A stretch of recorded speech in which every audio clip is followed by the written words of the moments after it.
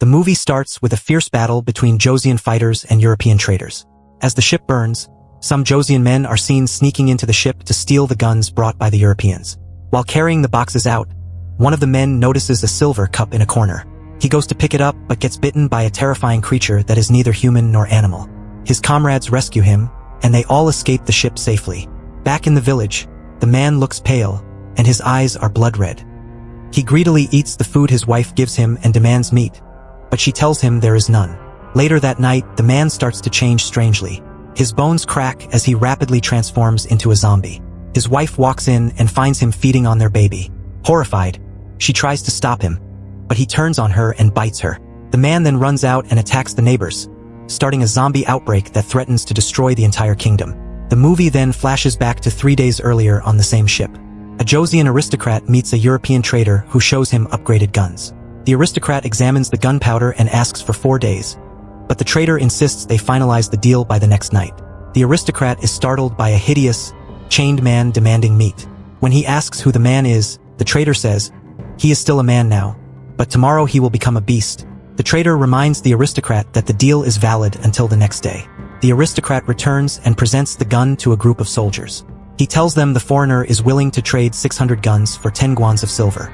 One soldier excitedly says it would be enough to defeat the Qing soldiers in the palace. However, they are ambushed and arrested by Minister Kim Ja-joon for plotting an uprising. The gun is shown to King Lee Chung, and an official claims the Jomolpo conspirators are planning a revolt against the Qing. King Lee Chung seeks Minister Kim's advice, who suggests charging the conspirators with high treason. King Lee Chung agrees and orders their interrogation. During the interrogation, the general and his men are tortured but refuse to reveal their leader. Meanwhile, Crown Prince Lee Young writes a letter for his brother, Lee Chung, before facing King Lee Chung. He pleads for the release of the prisoners and explains their mission to eliminate the Qing army and rebuild Joseon. King Lee Chung, however, accuses him of treason and refuses to listen.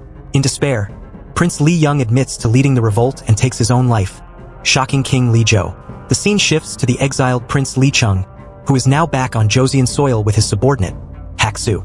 As they wave at the departing Qing ship, Hak-soo complains about the prince's lack of manners. They soon realize no one has come to welcome them.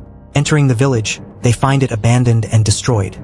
As they explore further, they come across a pile of burnt bodies and wonder what happened. Back at the palace, Minister Kim Ja-joon reports the lockdown of Jomolpo and the rewards offered for capturing the conspirators. He informs the king about Prince Lee Chung's return, which angers the king. The king complains that Lee Chung ignored his earlier invitations but has now returned after hearing about his brother's death. The king, grieving, finds comfort with a court lady, So-young, who fuels his suspicions by lying about the crown princess. She claims the princess killed a sacred bird bearing the king's name. She also reads his fortune, which predicts destruction, convincing the king that the crown princess is plotting against him. The king orders her to be placed under house arrest without food or water until she confesses. Meanwhile, Prince Lee Chung and Hak-soo wander through the village, hungry. Hak-soo sees food in a basket, but when he reaches for it, a hand grabs his leg from beneath, scaring him. He falls and sees a horrifying figure. Elsewhere, Minister Kim Ja-joon kills a chicken and throws it into the basement of his storeroom. So-young, now disguised in black, visits him. She reports that she successfully convinced the king to punish the crown princess. When she asks about Prince Lee Chung's return, Minister Kim confidently says that Lee Chung will not survive. While urinating, some men on horseback rode toward Prince Lee Chung. At that moment, Hak-soo ran out, complaining about seeing a ghost. However, Prince Lee Chung didn't take him seriously. The men claimed to be royal guards and apologized for being late, but Prince Lee Chung doubted them. They looked too rough and scarred to be palace guards. Hak-soo, terrified of what he had seen, insisted they go along with the men. Soon, a fight broke out, 6 bandits against the 2 men. Prince Lee Chung fought them effortlessly, but Hak-soo struggled to defend himself. Prince Lee Chung led the fight to an open space but was soon cornered by 2 bandits. Suddenly, a zombie appeared and bit one of the men in front of Lee Chung, shocking him. Another zombie jumped at him, but he pushed it away. More zombies emerged, attacking the bandits and feeding on them. Hak-soo barely escaped, while Prince Lee Chung managed to kill 1 zombie. However, he soon realized they wouldn't die no matter where he struck them. Just as he was about to be overwhelmed, an arrow saved him. He looked up to see an archer, Deok-hee, shooting from the rooftops of nearby houses. Other helpers arrived and quickly killed the zombies. 2 bandits escaped, but 1 had been bitten. After the fight, their leader, Park Yul-ryung, who was the crown prince's bodyguard, greeted Lee Chung. When the prince asked about the creatures, Park Yul-ryung explained that they were demons. He also revealed the prince's true identity, but Lee Chung thought he might be an assassin or a traitor. Park confessed that he had been the crown prince's bodyguard and had delivered a message to Lee Chung. As they walked to their hideout, Park explained that the demons ate human flesh and drank blood. To kill them, they had to be burned to prevent reawakening. Another helper added that anyone bitten by a demon would turn into one and attack others. At the hideout, Lee Chung saw survivors from the village. A young boy begged him to save his mother, and they showed him a cell where bitten people waited to transform. Park Yul-ryung explained that amputating the infected area might save someone, but it was uncertain because the entire body could still be infected. The boy visited his mother, but all she asked for was meat.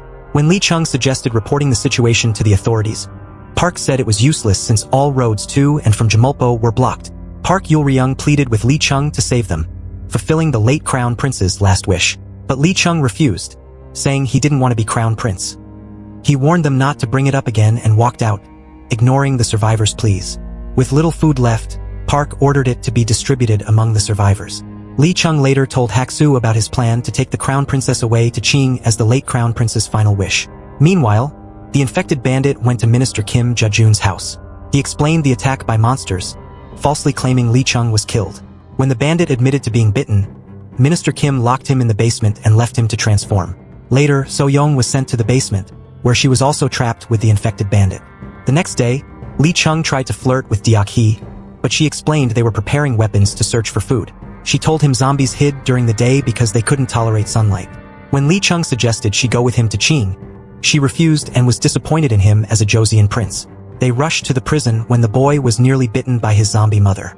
Deok-hee rescued him but was pinned down by another zombie. Lee Chung saved her just in time. In the palace, King Lee-jo, now in a good mood, celebrated with his concubines. However, So-young, now fully transformed, attacked him and bit his arm. Panicked, the king ordered all traitors to be killed. Lee Chung eventually decided to return to the palace. Park and Deok-hee asked to go with him, pleading for help, as they wouldn't survive much longer. Lee Chung agreed but told Deok-hee she must return to Qing with him once the soldiers arrived and everything was over. She accepted. At the port, Lee Chung demanded a boat, but the guard refused to let Jamulpo's peasants cross. With no choice, Lee Chung left them behind. Park warned him about Minister Kim and his influence on the king, revealing the minister's role in the crown prince's death. Later, Minister Kim met with his 6 advisors, discussing the plague symptoms and the arrival of the Qing envoy. A guard reported that Park Yul-ryung and his group were trying to cross the port and that Prince Lee Chung was still alive, a revelation that deeply troubled Minister Kim. When Prince Lee Chung arrives at the palace, he tells the king about an attempt on his life and the zombie attacks in Jamulpo that almost killed him. He explains the zombie outbreak to the king and ministers, but they dismiss it as rumors spread by rebels. Prince Lee Chung asks the king to send an army to eliminate the zombies, but Minister Kim refuses. King Lee-jo asks if Prince Lee Chung has come to claim the title of crown prince. Lee Chung denies wanting the throne and says he only came to take the crown princess to Qing, as per the late prince's last wish. The king allows him to leave, but as Lee Chung departs, he murmurs that the king's crime was doing nothing. Minister Kim Ja-joon gathers an army and prepares for battle using guns stolen from a European ship. Meanwhile, Prince Lee Chung frees Crown Princess Jaeyoung and tells her about his plan to take her to Qing. When she refuses, he shows her the late crown prince's letter and promises to avenge him after returning from Jamulpo. While Prince Lee Chung reflects on his brother, Hak-soo reports that Park Yul-ryung and his men have been arrested for being rebels and starting the uprising. Soon after, Minister Kim and his followers arrive and take Princess Jaeyoung to attend a banquet for the Qing envoy. Prince Lee Chung vows to defeat all demons, including Kim, but Kim warns him to return to Qing if he values his life. Later, Prince Lee Chung learns that King Lee-jo was bitten and infected by a consort. He rushes to the palace, where the Qing envoy has arrived, and a celebration is underway. As the banquet continues, zombies swarm the palace, attacking maids and guards. King Lee-jo begins to transform into a zombie, losing his humanity. He attacks a dancer, spreading fear among everyone. When he sees Prince Lee Chung, he hesitates with guilt but is killed by Minister Kim Ja-joon. Minister Kim refuses to listen to warnings from the Qing envoy and plans to rebel. However, the palace is overrun by zombies. The Qing envoy tries to escape but is killed by the fast-moving zombies. Prince Lee Chung fights through the chaos to rescue the crown princess and take her to safety. Meanwhile, Park Yul-ryung and his men are being tortured in the interrogation room. They call for Prince Lee Chung, who arrives just in time to stop the torture and free them. While this is happening, A zombie follows Hak-soo into the interrogation room but is killed by Prince Lee Chung, proving the zombie outbreak is real. Prince Lee Chung orders the guards to gather soldiers, secure the gates, and stop the zombies from leaving the palace. Suddenly, zombies attack the interrogation room, forcing everyone to fight. Minister Kim and his men safely return to his house under the protection of his guards. There, Kim reveals his plan to destroy the zombies with their weapons and take over Joseon. He declares that anyone who opposes him will either die or turn into a zombie. Prince Lee Chung and Park Yul-ryung free other prisoners and meet Park Hyun, who confesses that Minister Kim threatened his family to gain information about the foreign ship carrying the demon. Lee Chung realizes that Minister Kim was behind the king's death and plans to use the weapons to rebel and take the throne. At the palace gates, guards struggle as zombies climb the walls and rooftops, overwhelming them. In the cells, Prince Lee Chung and his men break sealed windows to escape as zombies charge in. At dawn, the zombies hide from the sun, allowing the guards to burn the bodies to prevent them from rising again. Minister Kim, who was bitten, cuts off his hand to stop the infection, but it doesn't work. Prince Lee Chung comes up with a plan to trap the zombies in the royal villa. They fill it with dry wood, grass, and oil to set it on fire. Meanwhile, an infected and delusional Minister Kim puts on the dragon robe and declares himself the new ruler of Joseon. Prince Lee Chung and his men go to Minister Kim's home to get gunpowder. In the basement, Park Hyun is killed by zombies. As night falls, Lee Chung and Park Yul-ryung confront Minister Kim, who has become a powerful zombie but is still conscious. Minister Kim overpowers them, but Lee Chung escapes with Hak-soo's help. Tragically, Hak-soo is captured and killed by Minister Kim. After sunset, the zombies wake up and chase the princess and her maids into the royal villa. Prince Lee Chung and his group arrive and fight the zombies but lose a loyal fighter. As he leans against the door while turning into a zombie, he begs them to kill him before he fully transforms. Everyone mourns his loss. When deciding who will stay behind to light the royal villa, Park Yul-ryung reveals he has been bitten. He volunteers to beat the drum to lure the zombies and hold them off before he turns. He beats the drum as he begins to transform. When he can't hold on any longer, he lights the ropes to burn the villa.